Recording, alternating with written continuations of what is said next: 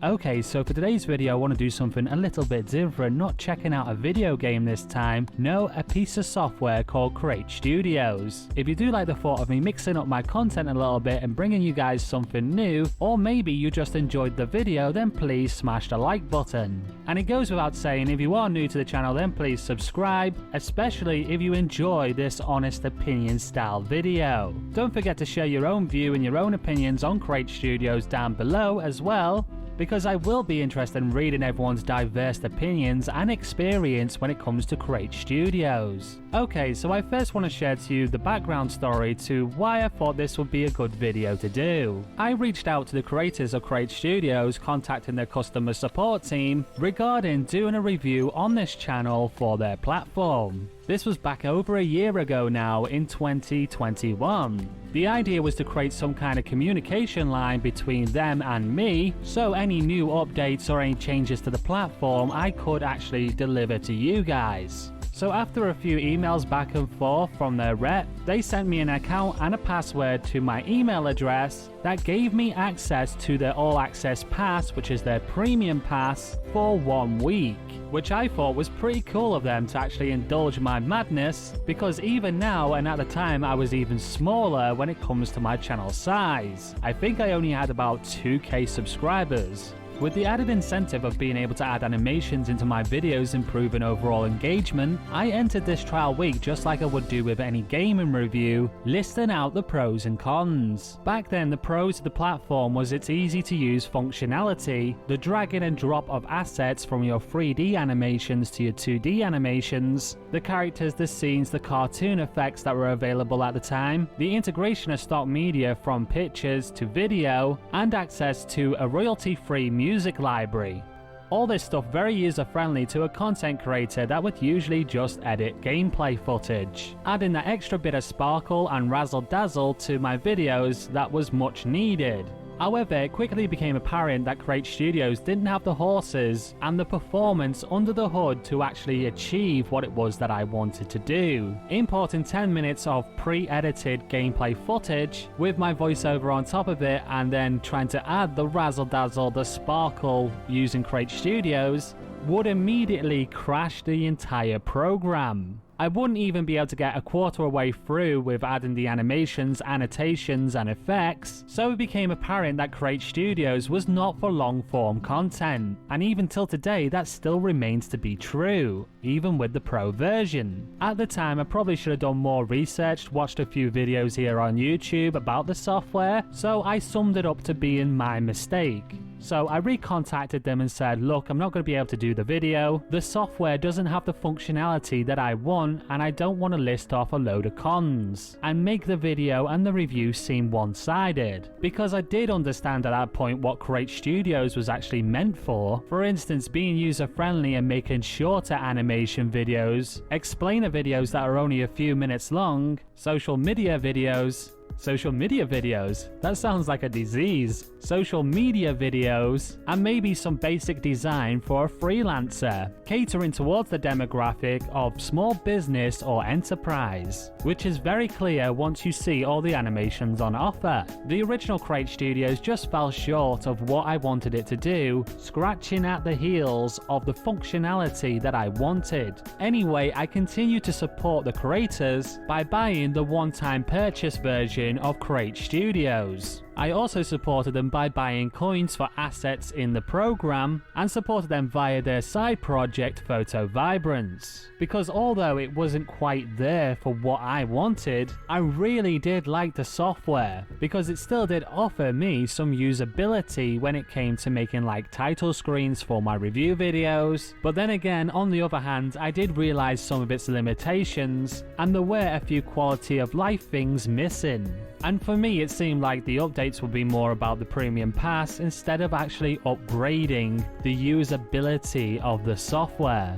one of the things that I actually recommended to the customer support was adding a function to cut a video track, just like you'll find in any other video editor that is worth its salt. I still can't understand, and it discombobulates me why they thought doing it the way that they did in Create Studios they considered to be a professional way of doing things. Because the tracks and the timeline and the way you edit in that, sure, very easy to understand, but offers way less freedom than you should have, especially for a program called Create Studios. With its easy drag and drop editing, there really didn't seem to be much creativity about it, and the longer you found yourself using it, the more generic the program actually felt. It was actually for this reason why I gained the motivation to go out there and find programs that I could actually do my own animation with, and is the reason why I have my own animated avatar now on this channel. So I guess Create Studios is quite a significant part of my journey when it comes to my evolution of my video editing and animation, because it gave me the motivation to go out there and find different pieces of software that were more dedicated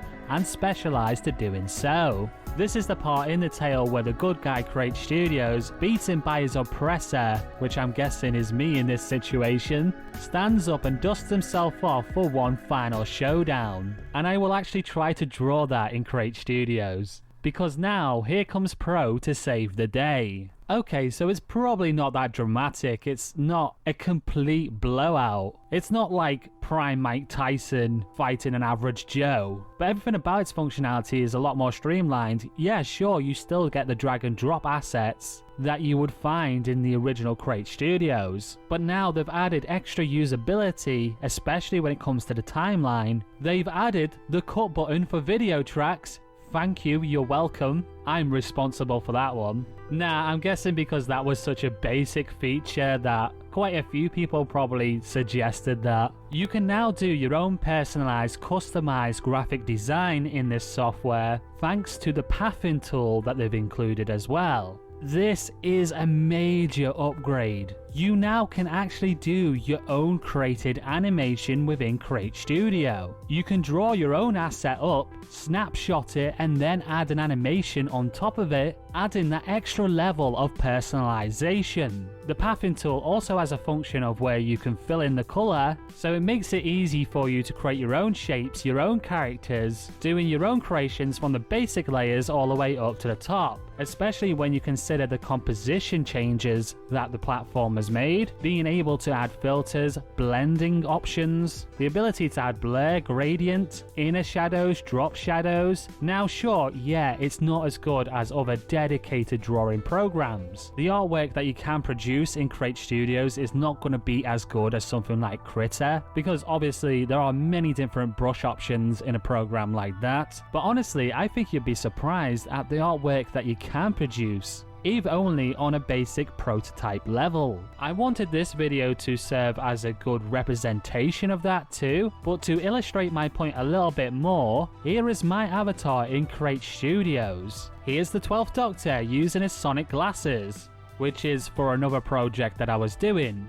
Here's a freelance commission that I did for an Instagram influencer, with a deadline of only 2 hours. The quality of life changes, the added functionality, the way the timeline editing actually works, the fact that this is an all-in-one platform with integrated media such as photos, videos, GIFs, and also a music library, which, not to mention the thing that probably attracted you to the platform, was those professional 3D and 2D animations that are drag and drop. Create Studios Pro has actually outdone themselves. This is really good. No wonder they put the Pro name next to it. There is, for me anyway, a massive difference between both of the versions. Now, something that I found to be really interesting is if you do own the regular Create Studios, you can download Create Studios Pro and actually use the same account. I honestly thought that they were going to charge me twice to do that. If you get the one-time purchase, I believe in Pro there is more stuff to download in terms of your backgrounds and also characters that are available. However, if you did previously own the regular Create Studios and you've spent coins in that program for assets like obviously 3D animation characters, transitions, backgrounds, whatever, then they will not carry over to Create Studios Pro. You will not be able to download them in Pro and use them on your project. I recommend after this video going and checking out someone else's video of them showing you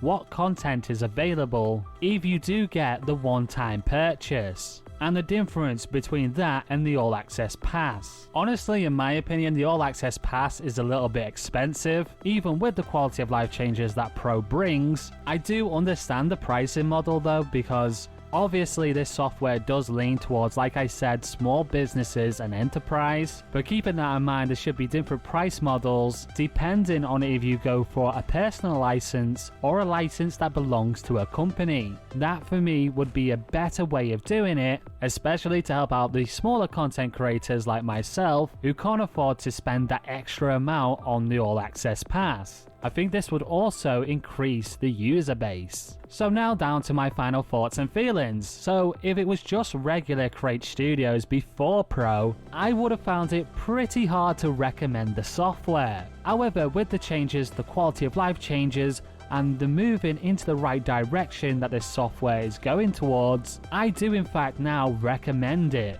Obviously, you got to keep in mind what kind of content you're doing. I want to remind you that long form content, videos of like 10 minutes and stuff, you're not going to be doing that in Create Studios. But if you want to do small designs, prototypes to use in other software maybe you do explainer videos, social media videos, or you belong to a small business and want to promote your product or something like that, then this is one of the best all-in-one solutions right now that you can find in order to do those things. Maybe even a small freelancer that wants to do like logo design or something like that can also take advantage of Create Studio, because it does offer shapes as well that you can use along with that pathing tool. Pro also seems to be a lot more lightweight than the regular Create Studios. Download sizes are a lot smaller, which is good on your hard drive, and the overall performance has also seemed to improve.